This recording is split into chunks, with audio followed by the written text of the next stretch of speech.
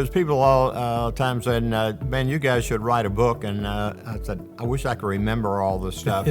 And some of it would probably make the book a little spicy, but some of the stuff that we can actually talk about, I remember when we, probably the second year in business, and we had maybe 50 agents, and we said, well, let's see, let's take the top agents. I think we said the top 20 agents. Let's go to, out of town, and we'll see if we can brainstorm on what direction they want the company to go, and we'll have some training session type stuff. And so we rented 2 vans, and we were going to drive to Hot Springs, Arkansas.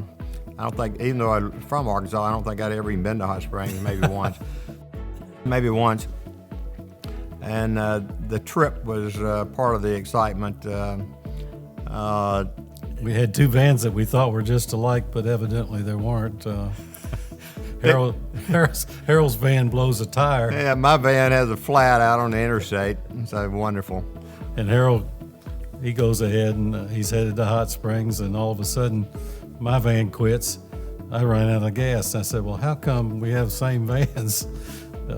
Long story short, mine had less of a gas tank, smaller gas tank than Harold's. So I ran out of gas. He had a flat tire, but we got to Hot Springs. Most people look at the gas gauge. That's right. So anyhow, we go there and we have these great plans of getting up the next, take them out to dinner and all that kind of stuff, and have a little bit of fun. And the next morning we were supposed to have 8 o'clock meeting for breakfast. We're going to talk about real estate. They said, we don't want to do that. We just want to party. So that was kind of the beginning of the company trip. They said, where are we going to go next year?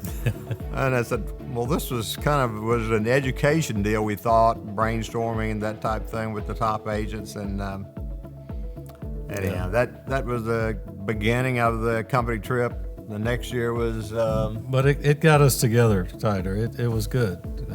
Got the top agents together. We got away without spouses and everything, and we could talk about business, and you're there with people that are doing the same thing you're doing. So it was a good experience, and we decided to keep the trip going.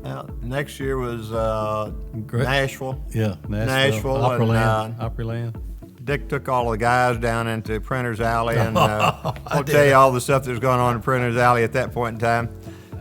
And then the next year was 2 big buses where we went down to New Orleans, right, for a couple of nights. Got a little bit longer, and then the next year, one of the managers said, "Harold, how much money are you spending on that?" And told him, he said, "I think I can get you to Las Vegas for that." And so when we announced Las Vegas, you could hear a whoosh out in the audience that they were fired up that all of a sudden we were taking a company trip to Las Vegas. That's kind of how that whole thing evolved to where we're doing those trips, and we'd like to get back to doing those again because we had so much fun with it. But well, it was great. Of course, our crowning glory on the trips was Italy for a week. Rome, Italy, the agents still talk about that. That was a over the top trip.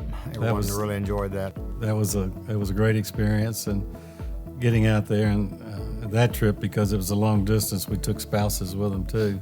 And Hawaii was a great trip. We had some folks that got married, and I had a couple of them come to me and say, "Harold, I got married in Hawaii, and you paid for my honeymoon."